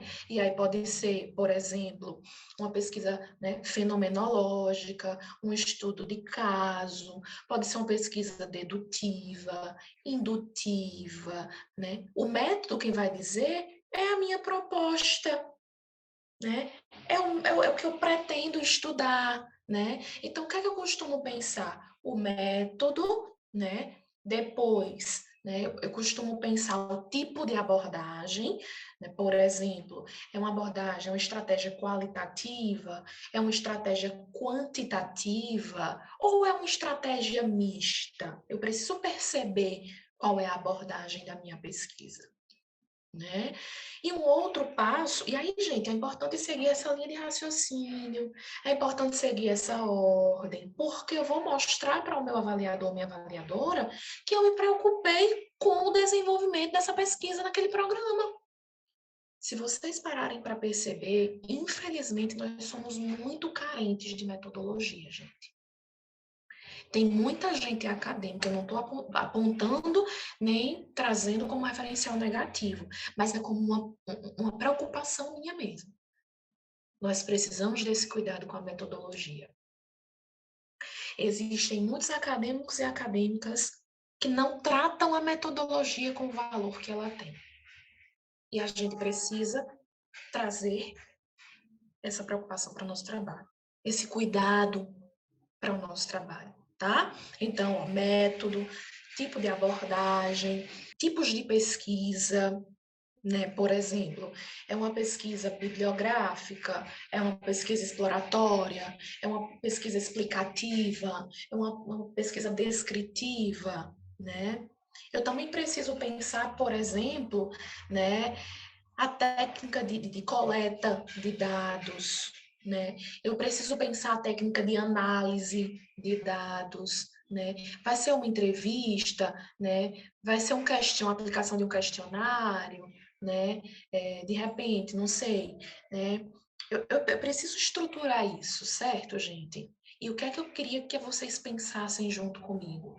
Isso aqui são trajetos, isso aqui é um caminho que eu vou percorrer para construir o meu trabalho, né? Primeiro o projeto, depois desenvolver a pesquisa. Então, uma técnica não vai anular a outra. Se eu trago, por exemplo, o método dedutivo, sim, eu posso estar, por exemplo, eliminando outros métodos, mas eu não estou eliminando a abordagem. Eu não estou eliminando os tipos de pesquisa, que não necessariamente vai ser 1, 2 ou 3, pode ser vários, de acordo com a sua proposta, né? Enfim, uma técnica não anula a outra, né? E o que eu preciso trazer é, de fato, aquilo que eu vou desenvolver, de acordo com a minha proposta, com a minha pretensão de estudo, tá? Então, pensem bem nisso. E aí, de fato, eu preciso saber o que é um método dedutivo, o que é um método indutivo, o que é um método fenomenológico, o que é um tipo de pesquisa quali, o que é um tipo de pesquisa quanti. Mas, gente, vocês vão fazer isso simplesmente se apropriando de forma positiva de um manual de metodologia. Simples assim. E para facilitar, de repente, você também pode se utilizar de alguns artigos publicados, né? Nada impede. Certo? Mas é conhecer essas técnicas e perceber quais delas serão utilizadas na sua proposta. Tudo bem? E nessa metodologia, né, nós também podemos pensar aquela inovação, aquela originalidade, aquele ineditismo que nós estávamos conversando anteriormente. Porque, por exemplo, para inovar, nós podemos construir um projeto para além de um bibliográfico. A gente pode trazer, por exemplo, aqui, né, uma cartografia, uma pesquisa etnográfica, né? A gente pode trazer aqui um estudo de caso, pesquisa de campo, gente. Aplicação de questionário. Isso também inova a pesquisa, né? Mas e aí? O meu pretenso orientador, a minha pretensa orientadora, está desenvolvendo pesquisas nessa perspectiva? Minha possível orientadora, meu possível orientador, gostaria de desenvolver uma pesquisa cartográfica comigo? O que é que tem lá no Lattes dessa pessoa? Tem familiaridade? Será que se interessa? Será que se interessa por uma pesquisa etnográfica? Né? Será que com uma pesquisa etnográfica eu vou inovar neste programa? Percebem? Isso também precisa estar presente na metodologia, né? E na metodologia, gente, por mais que seja algo mais técnico, eu também preciso apresentar o motivo pelo qual a minha pesquisa se utilizará de cada uma dessas técnicas. Ah, é uma pesquisa etnográfica, mas por quê que a minha pesquisa é etnográfica? É uma pesquisa qualitativa. Mas por que a minha pesquisa é qualitativa? A minha pesquisa é qualitativa porque ela se preocupa com a produção de subjetividades, não trabalha com dados estatísticos, se preocupa com a produção de subjetividade, de subjetividades de pessoas presas, percebe? Se preocupa com a produção de cidadanias, a produção de direitos de pessoas em situação de privação de liberdade. Percebem isso, gente? Então, eu preciso apresentar a técnica. Eu preciso apresentar a técnica em razão desse trajeto metodológico. 2, eu preciso sinalizar sobre o que consiste essa técnica. O que é uma pesquisa quali? O que é uma pesquisa quanti? O que é uma pesquisa bibliográfica? O que é uma pesquisa descritiva? E 3, por quê? Em que medida essa técnica se familiariza com a minha pesquisa, já que ela significa X? Pensa a tua metodologia através desses 3 pontos, mas sempre naquele cuidado de, né, estrutura de parágrafos, né? Por mais que seja técnico, mas quando eu falo nessa estrutura de parágrafos, eu não estou falando só no aporte teórico, estou falando do início ao fim do seu trabalho. Esse cuidado precisa estar, de fato, presente do início ao fim do seu trabalho. Tudo bem, gente? Concordam comigo? Não concordam? Gostaria de ouvir um pouco vocês. Está fluindo? Está dando certo? O que é que vocês acham? Isso, de fato, está contribuindo de forma positiva para o trabalho de vocês? E aí? Porque essa altura Paulo Freire está chorando, né? Porque vocês só estão escutando aí.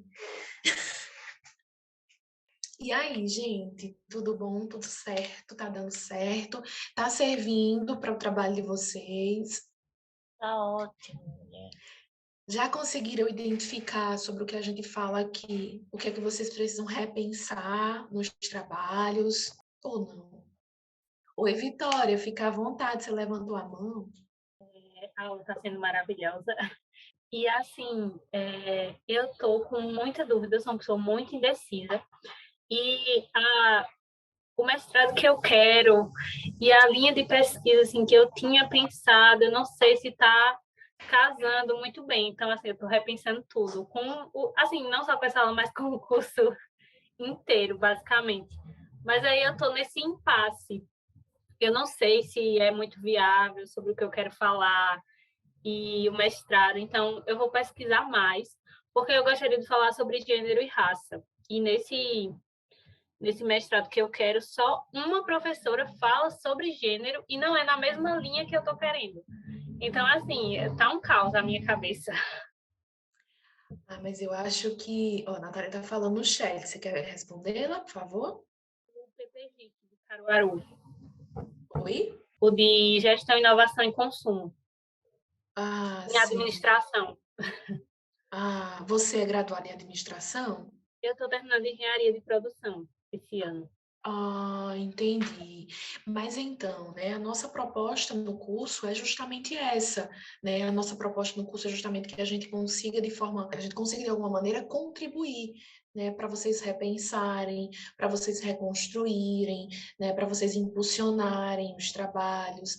Então, a ideia enquanto curso é justamente essa, né, que de alguma maneira a gente possa contribuir na construção dos trabalhos de vocês, né? Não tenha essa inquietação que você contou aqui para a gente, que você sinalizou aqui para a gente agora de forma negativa. Isso é muito bom, isso é um sinal que você está se encontrando, ou pelo menos está buscando se encontrar, buscando encontrar, né, o seu eixo temático, a sua proposta, suas curiosidades, o que você se inquieta em pesquisar, que isso é muito importante, né? Então, a ideia do curso é justamente essa, né, que nós juntos e juntas possamos desconstruir, né, as nossas propostas. Então, eu acho que está surtindo efeito, né?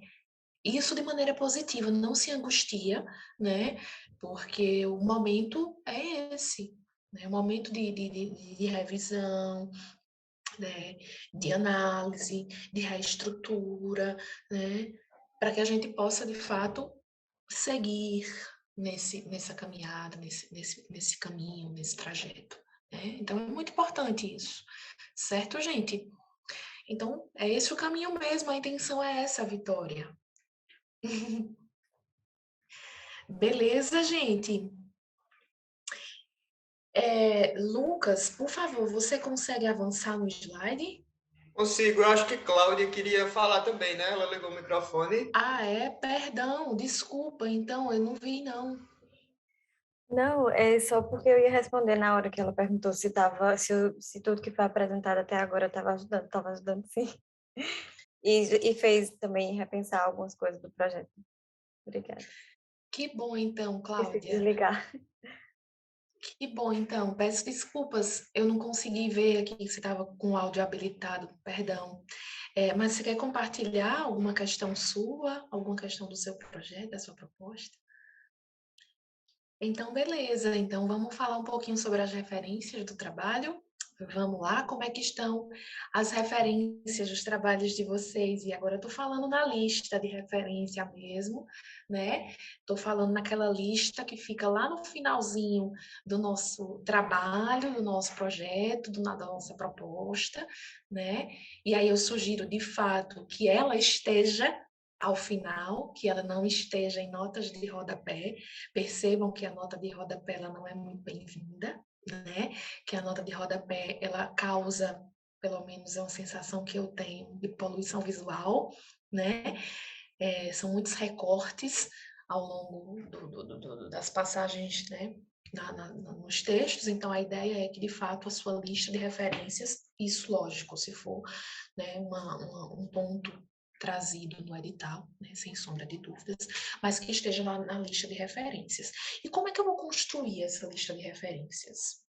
Eu vou construir essa lista de referências com base em tudo que eu citei ao longo da minha fundamentação teórica e também da minha metodologia, porque na metodologia eu também tenho espaço para citar autores e autoras, tá? Então, gente, a ideia é que na minha lista de referências, né, eu traga em ordem alfabética, certo?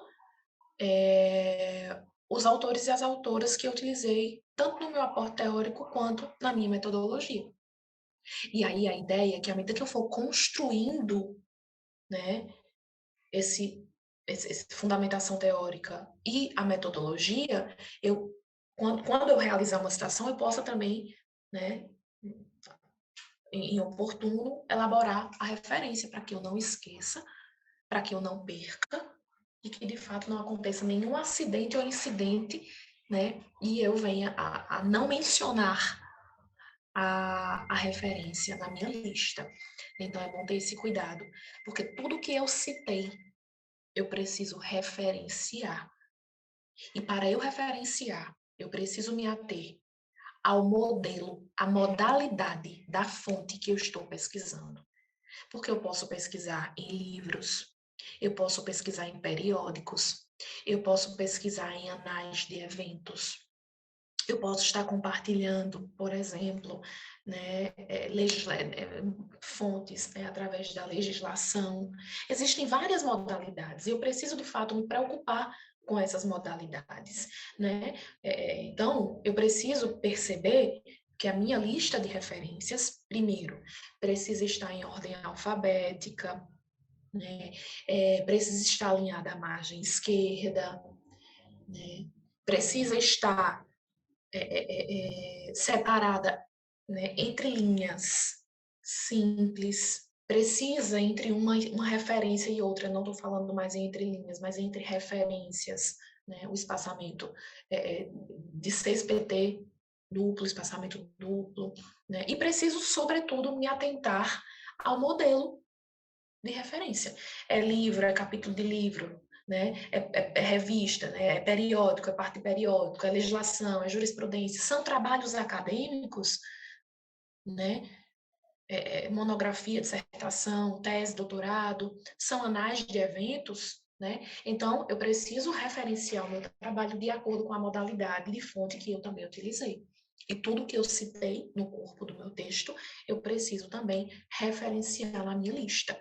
E aí, quando eu for montar a minha referência, eu preciso perceber quais são os elementos necessários e os elementos complementares, né? Como, por exemplo, eu posso pensar, né, no sobrenome, no nome, no título, né, no local de publicação, no ano de publicação. Eu preciso perceber quais são os elementos que eu preciso, né, obter para construir a minha referência.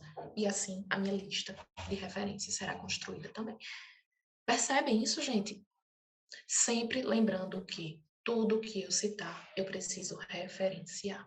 E a ideia é que, sempre que eu traga a citação, em seguida eu traga a referência lá na lista. E aí eu preciso, de fato, observar, né, as normas da BNT. Eu preciso aí observar a norma 6023 da BNT, para poder construir a minha lista de referências, por exemplo.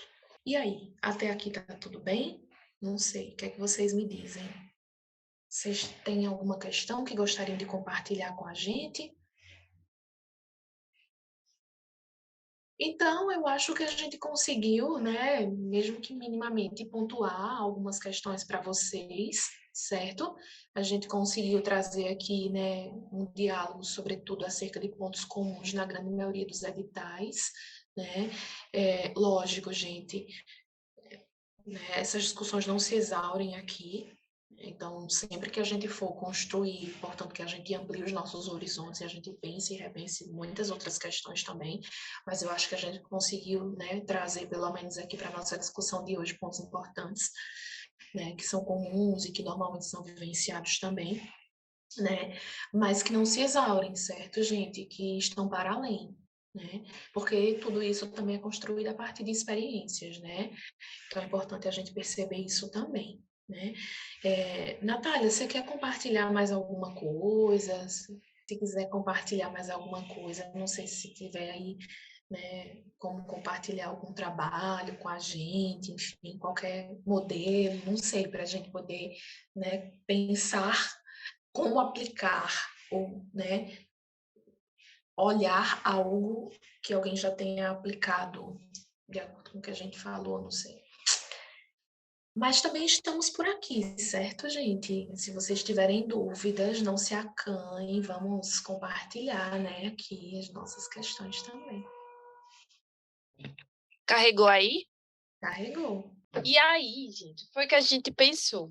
Esse projeto aí é um projeto de uma aluna minha, da mentoria, que foi aprovado ano passado, ou retrasado, no PPG Duque de Caruaru, e ficou entre os primeiros trabalhos aprovado. Se eu não me engano, ela ficou como primeira colocada na linha de pesquisa, assim. Só sei que a gente escolheu esse, não foi, Luísa? Porque, assim, continha elementos bem interessantes do que a gente conversou aqui e a gente queria apresentar para vocês. Tá dando para ver? Então, eu marquei de amarelo aí a categoria e a subcategoria dela. Dizeres infantis no processo de aprender e ensinar experienciados nos espaço-tempos. Uma cartografia na pré-escola da cidade de Poção. A categoria dela é dizeres infantis. E o que ela quer falar sobre dizeres infantis? Em que cenário, em que contexto, por quê, que horas? Nos espaços-tempos.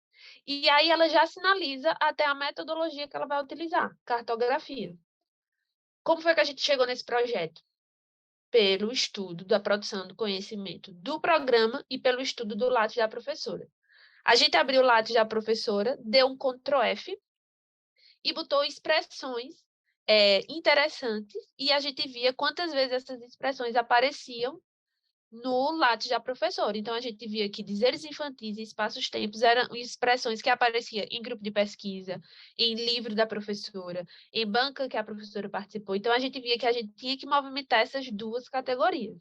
Com o estudo do programa que a gente fez, a gente viu que, a aluna em questão, vamos supor que identificou 10 dissertações sobre a temática dela. Dessas 10, 8 eram orientadas por essa professora. Então, a gente já viu que ia mirar nessa professora. E das 8 dissertações da professora, 4 usavam cartografia. Então, a gente mirou na cartografia. Então, estrategicamente, a gente foi montando esse projeto. Eu costumo dizer que um texto de projeto para uma seleção é, antes de tudo, estratégico. Então, tudo isso que eu e Luísa veio falando aqui são comportamentos de escrita estratégicos pensando nessa aprovação. Então, eu vou mostrando aqui bem devagarzinho. Caso vocês queiram comentar, perguntar alguma coisa, diz que a gente responde. Alguém falou no chat, foi? Deixa eu ver. Ah, tá. No edital, era introdução e justificativa junto. Como eu disse, nos primeiros parágrafos, é interessante você pontuar qual a relevância da sua categoria principal, que no caso dela é dizeres infantis, e por qual perspectiva é interessante pesquisar esses dizeres infantis. Citação indireta, como eu disse, e em seguida ela já apresentou em que contexto, em que cenário ela queria estudar os dizeres infantis, no caso a subcategoria. necessidade de compreender a infância a partir dos gestos, dizeres e fazeres no cotidiano da escola. Ou seja, ela já apresentou por qual perspectiva seriam esses dizeres infantis.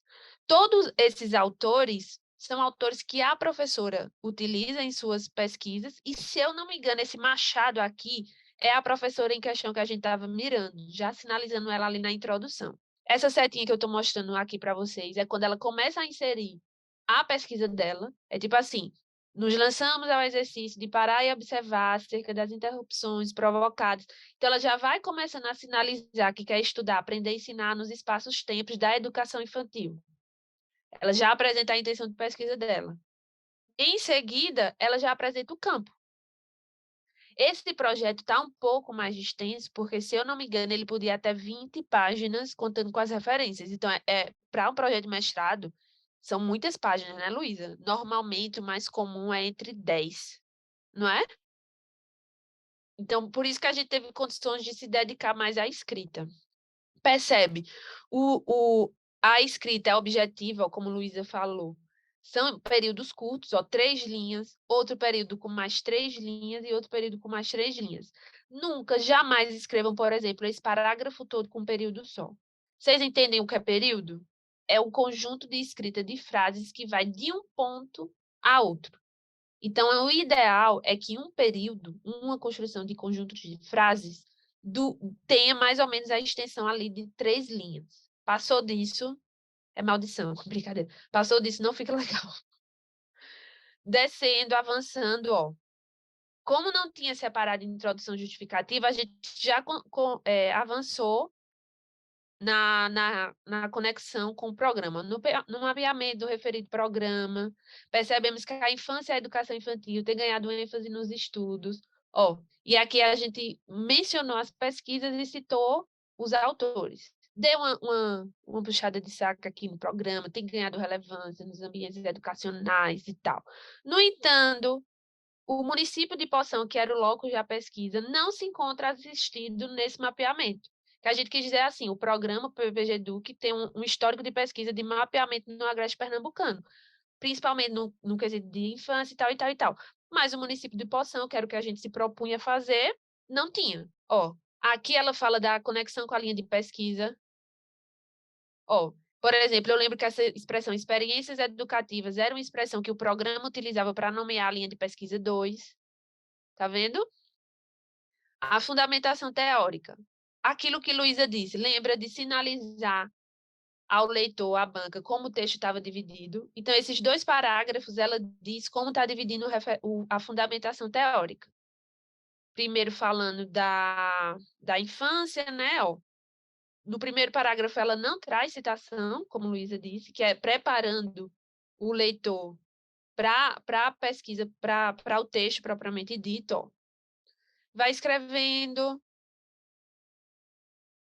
A primeira categoria dela é infância. Primeiro, ela constrói um pensamento de infância. Qual a perspectiva de infância aí, Rebeca? Ela está dizendo que vai estudar a infância, ou seja, o conceito, mas ela não está dizendo o que é infância segundo La Roça. Ela está dizendo como La Roça ajuda ela a pensar a infância. Tá vendo?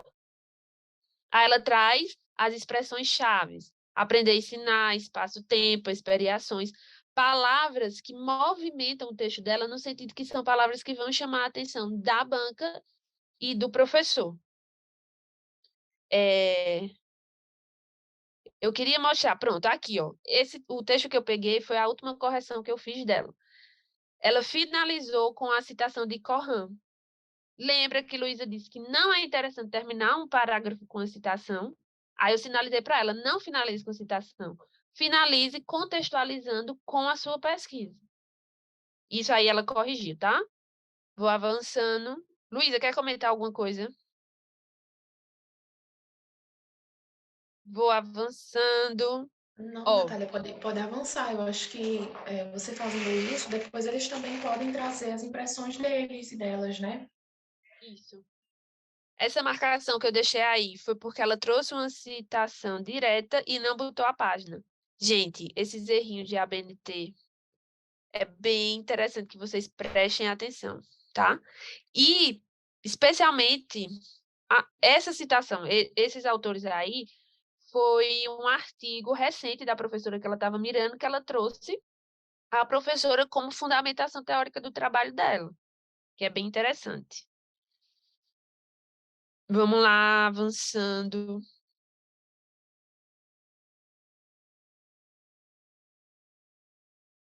Ó, aqui, por exemplo, que eu queria mostrar para vocês. Ela traz uma ideia, uma concepção, mas finaliza dizendo como ela enxerga e percebe esse conceito, esse caminho teórico. Então, ela bota aqui, mais do que a origem, raça ou qualquer, ela traz essa coisa assim, ó, trouxe esses autores para pensar essa categoria por isso, isso e isso. Avança.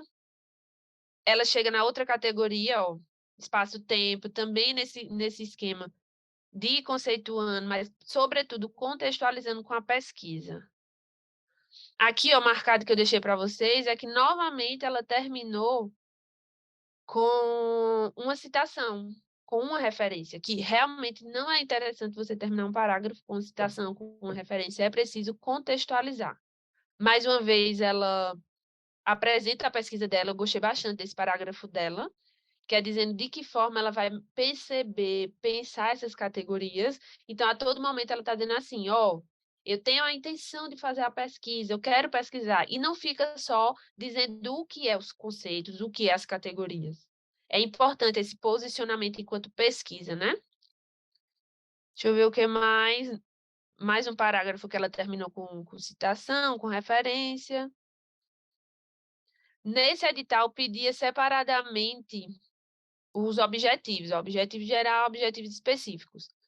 A professora usava muito a questão de mapear, de identificar, e o guarda-chuva da pesquisa, que eu acho que foi o que chamou a atenção da professora, era a questão da cartografia, que Luísa mencionou metodologicamente. Então, a gente se dedicou muito à questão da cartografia, porque metodologicamente era algo que a professora fazia muito. Então, a professora desenvolvia muitas pesquisas com cartografia. Então, a gente pensou, então vamos pegar isso e explorar bastante na sua intenção de pesquisa. E a gente botou como objetivo geral, porque tinham, acho que, umas 3 dissertações que a professora tinha orientado que estudava e pensava a partir da cartografia. Então, eu acho que a metodologia é uma das coisas mais importantes do projeto. Não a escrita da sua metodologia, não necessariamente a sua habilidade metodológica de escrever, mas, sobretudo, se essa metodologia conversa com as ideias de metodologia do programa e do professor. Porque, por exemplo, se o professor ou professora em questão só faz pesquisa de campo, eu acho muito improvável que ele ou ela vá pegar você se você se propõe a fazer uma pesquisa só bibliográfica. Não sei se a Luísa concorda comigo. Não é? Se um professor vem com uma pesquisa, se o professor ou professora tem um histórico de pesquisa com cartografia, eu acho muito improvável que ele vá pegar o seu projeto que se dedica a uma pesquisa puramente quantitativa, estatística. Eu acho bem provável. Então, essa questão da proximidade metodológica é bem fundamental. Ó, metodologia, seguindo o que Luísa falou, aqui ela está dizendo sobretudo porque ela escolhe a natureza cartográfica. Não só dizendo o que é, mas por que ela escolhe. Aí embaixo ela fala o que é esse estudo cartográfico, como Luísa falou, e apresenta o campo de pesquisa.